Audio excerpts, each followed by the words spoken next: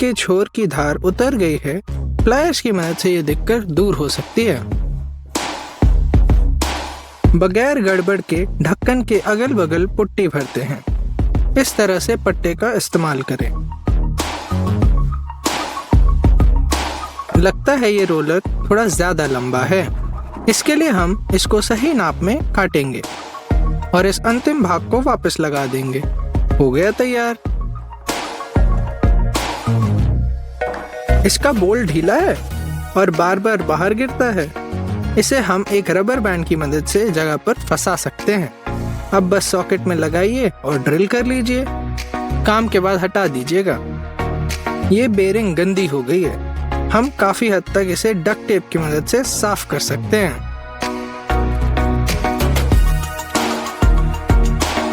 इस इंची टेप पे हम क्लिप और कलम इस तरह फंसाएंगे। अब इसकी मदद से हम आसानी से सीधी लकीरें बना सकते हैं। बोर्ड पिन की मदद से हम इस तरह कीलों के लिए निशान बना सकते हैं। निशानों पर छेद कीजिए और ये लकड़ियां सटीक बैठ जाएंगी। ये हथौड़ा मोटा है। ऐसा होने पे आप एक दूसरे कील की मदद से ठोक सकते हैं। ये रहा एक दिलचस्प यंत्र जिससे लकड़ी आड़ी जोड़ना आसान हो जाता है। आइए एक और औजार बनाएं जिससे हम छोटी चीजों को आसानी से चिकना कर सकते हैं, अपनी उंगलियों को सुरक्षित रखते हुए। ये देखिए, कोई भी डायग्राम या पेपर लटकाने के लिए हम कपड़े वाली पेन को इस तरह दीवार पर चिपकाकर हैंगर बना सकते हैं। हम इस रिमोट को सिर्फ एक बैटरी से भी चला सकते हैं। बैटरी डालिए, एल्यूमिनियम फॉइल को इस तरह घुमा लीजिए और ऐसा लगाकर बेफिक्र इस्तेमाल कीजिए। हम 2 तारों में से बिजली दौड़ाकर इन्हें सोल्डर कर सकते हैं। छूने से पहले ठंडा हो जाने दीजिएगा। इस बोल्ट में ड्रिल किए हुए छेद से तार निकालकर हम इसका उपयोग केबल रेलिंग बनाने में कर सकते हैं। कुछ इस तरह तार को फंसाकर बोल्ट लगा दीजिए।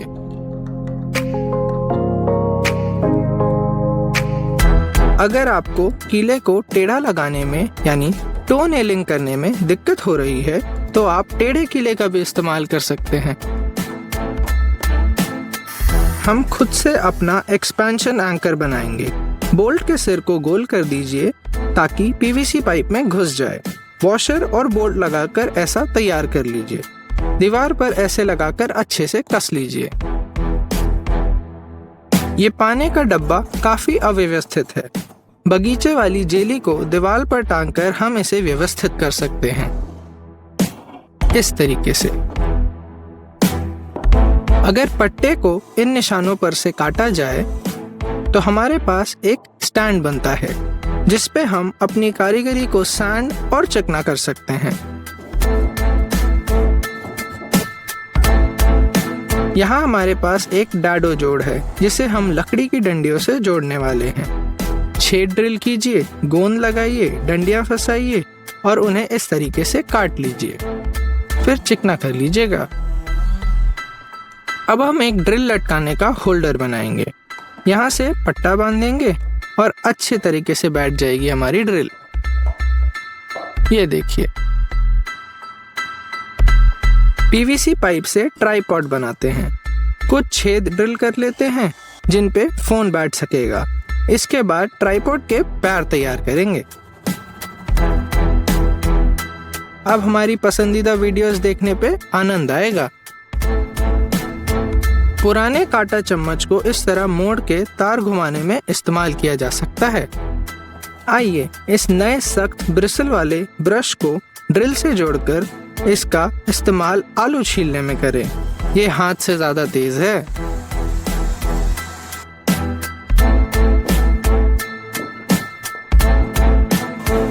इस तरह पट्टे में छेद करके और वार्निश करके हम प्लायर्स के लिए स्टैंड बना सकते हैं।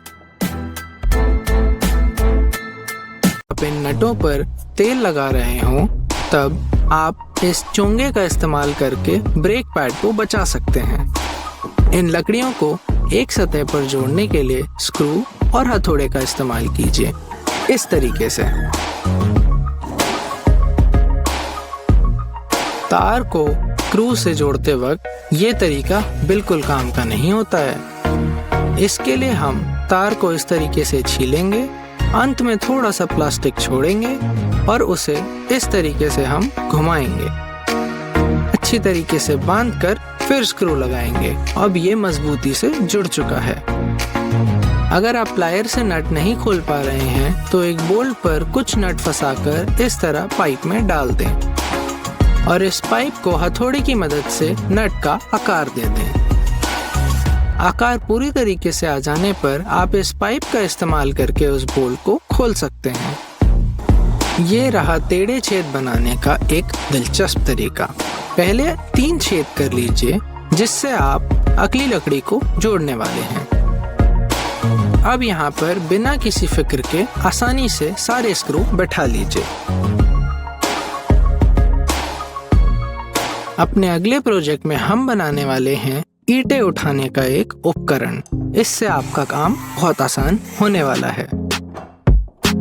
लोहे की कुछ पट्टियों को इस तरह प्लायर से जोड़ लीजिए और एक छोटे हिस्से को उसके दांत पर इस तरह वेल्ड कर लीजिए।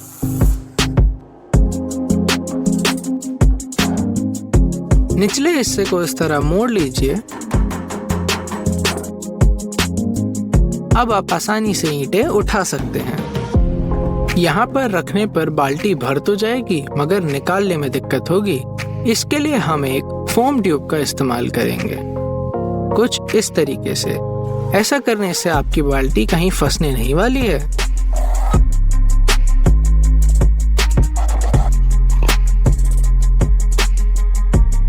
अब हम बनाने जा रहे हैं एक सैंड ब्लास्टर। इसके लिए मेटल ट्यूब पे एक तरफ छेद कर लीजिए और दूसरे हिस्से को चपटा। 2 बोतल की ढक्कन लीजिए और उन पे इस तरह चिन्ह बनाकर काट लीजिए।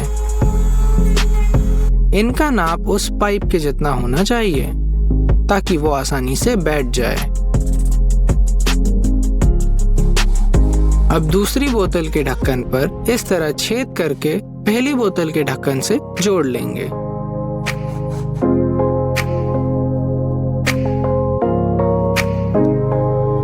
पाइप को इस तरह ढक्कन में बैठा लीजिए ताकि छेद ऊपर की ओर हो। अब अपनी बोतल को रेती से भर लीजिए और ढक्कन पर लगा दीजिए और ये हो गया आपका सैंड ब्लास्टर तैयार।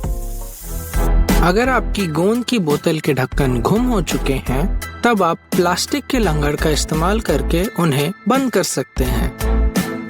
है ना बिल्कुल आसान।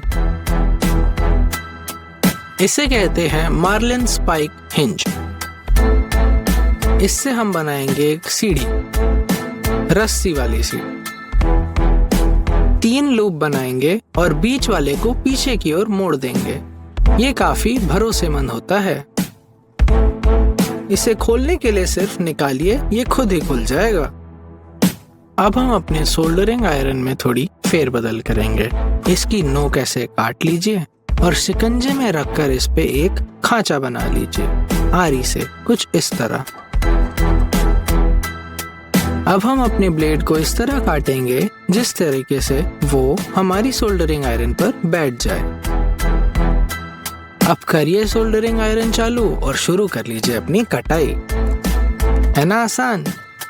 अब हम बनाएंगे अपने स्क्रू ड्राइवर के लिए एक हैंडल। इसके लिए हमें लगेगा बेकिंग सोडा और ग्लू स्टिक्स। इन ग्लू स्टिक्स और बेकिंग सोडा को एक साथ हीट गन से गर्म कर लीजिए। गर्म करते हुए सोडे की मात्रा बढ़ा सकते हैं। इसे अच्छे से गूंद लीजिए तब तक जब तक एक गाढ़ा पेस्ट तैयार हो जाए। अब इस पेस्ट को अपनी रॉड पर रखकर अपने हाथों से अपने लिए एक हैंडल बना लीजिए ठंडा होने से पहले।